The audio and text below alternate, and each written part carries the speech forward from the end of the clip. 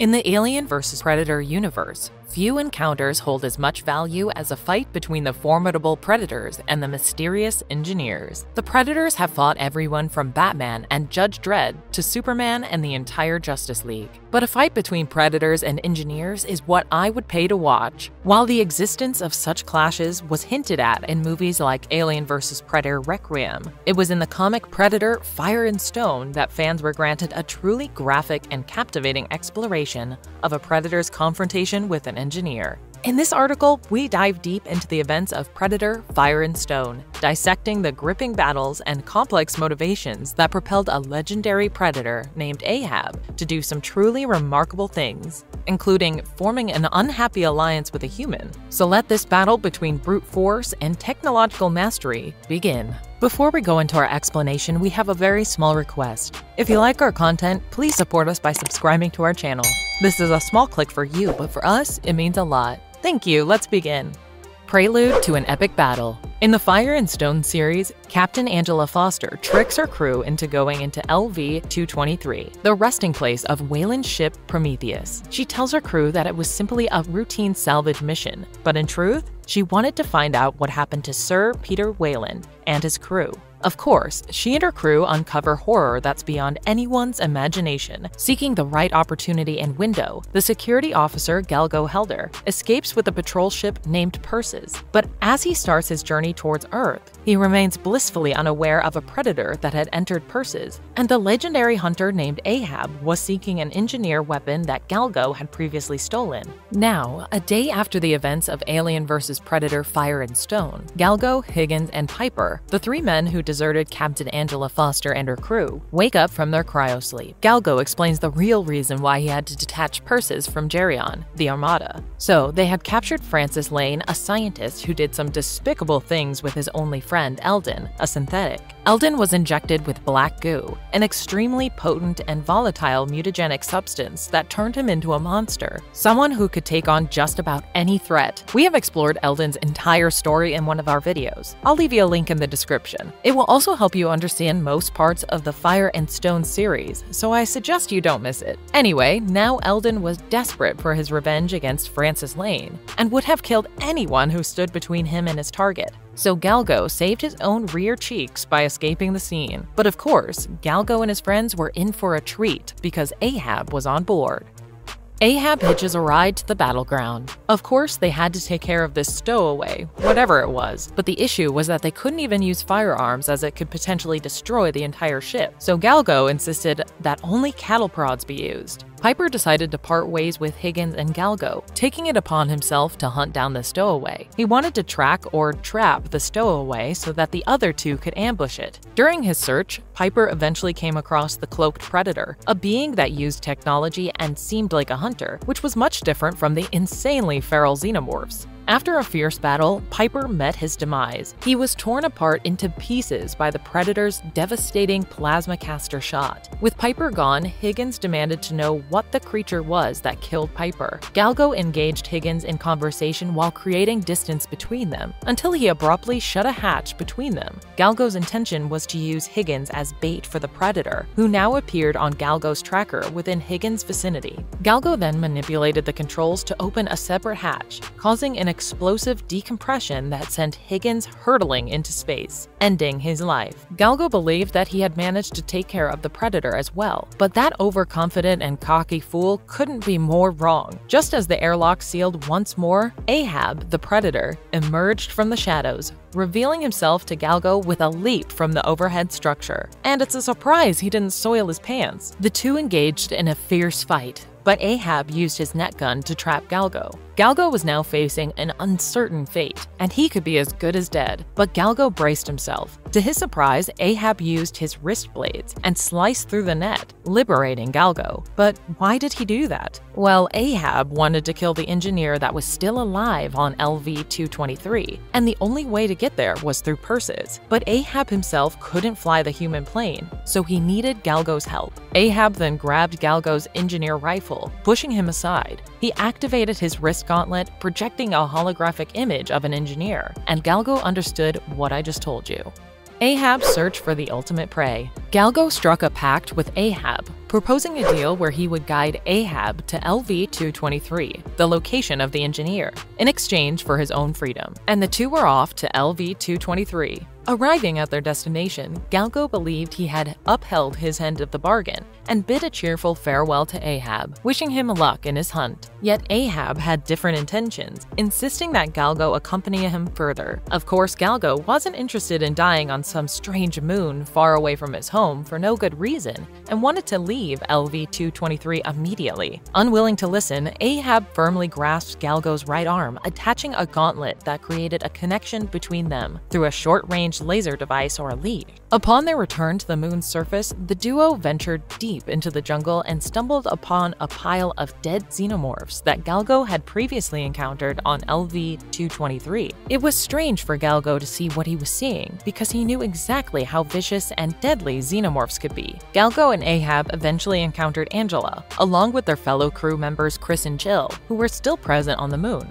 Angela explained to Galgo that the engineers had been systematically eradicating all forms of life on the moon, especially those that were infected by the black goo and xenomorphs.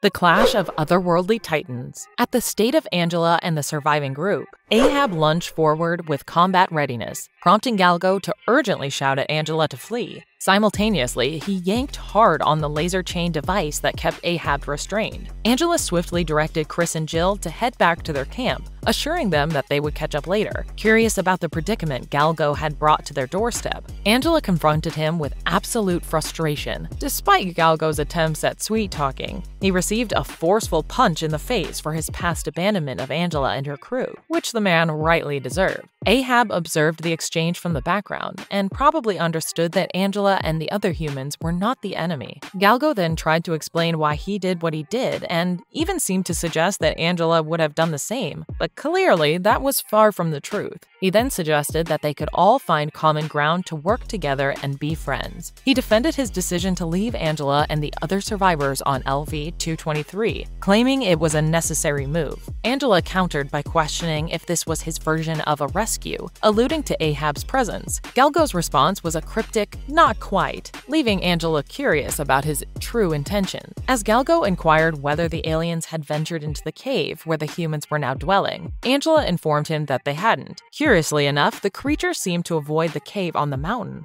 although the reasons were unknown to her. Her singular focus was escaping LV-223. The following day, Galgo and Ahab continued their exploration of the jungle in search of the engineer, and it turned out to be their lucky day, or maybe not so much. Fate brought them face to face with the formidable engineer. An intense struggle ensued between Ahab and the engineer, during which the predator landed a powerful blow on the engineer. Seizing the opportunity, Ahab discharged a shoulder cannon shot at the engineer. Ahab and Galgo were still connected by the leash, and Ahab freed Galgo so that they could fight better and more efficiently. However, breaking free from the electronic chain that bound him to Galgo, Ahab found himself abandoned by his human companion. Galgo had done it again. He once again abandoned a friend. This abandonment was a stark contrast to their previous teamwork against other adversaries. The engineer, capitalizing on Ahab's vulnerable moment, tackled him and delivered multiple devastating blows to his head, pushing Ahab to the brink of death.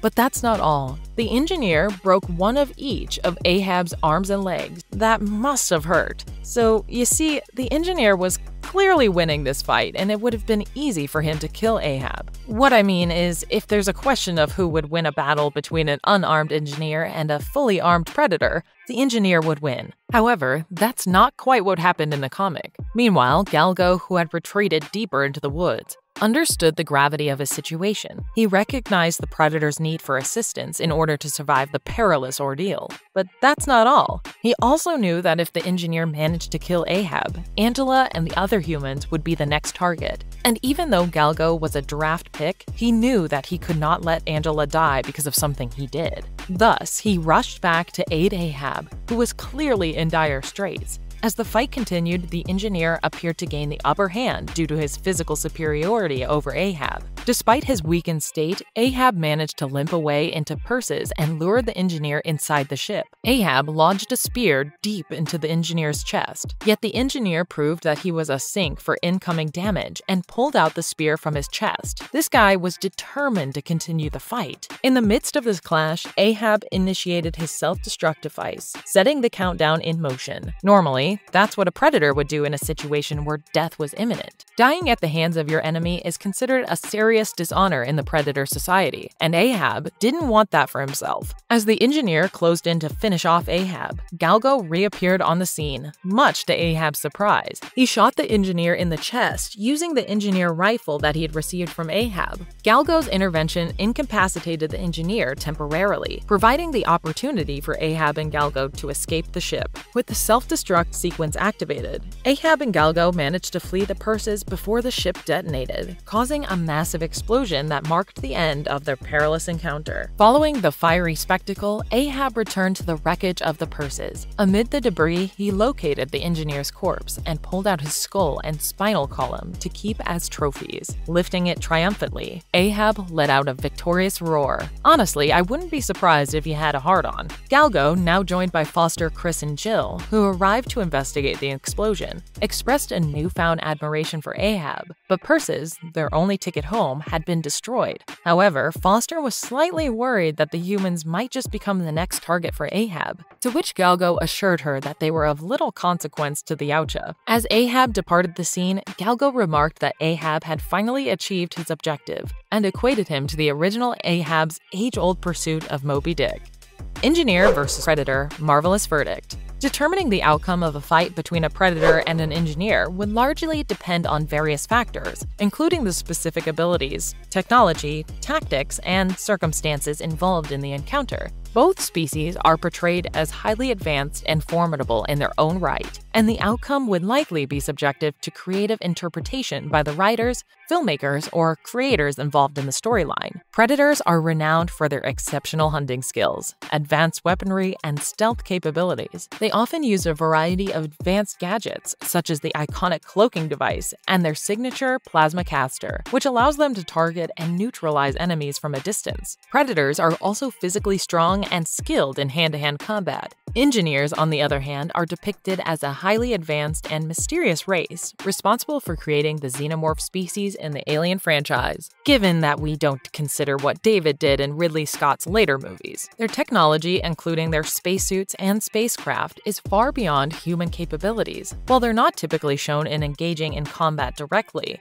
their impressive size and presumed technological prowess suggest that they could potentially pose a significant threat. In a direct confrontation, it's possible that the outcome would be influenced by factors such as the predator's tactical prowess and weaponry versus the engineer's potentially advanced technology and physical strength. But it seems that in a one-on-one duel, an engineer would succeed. And if you liked our content, don't forget to leave a like and subscribe to us if you haven't already. Have a good one and be safe. Thanks, everyone!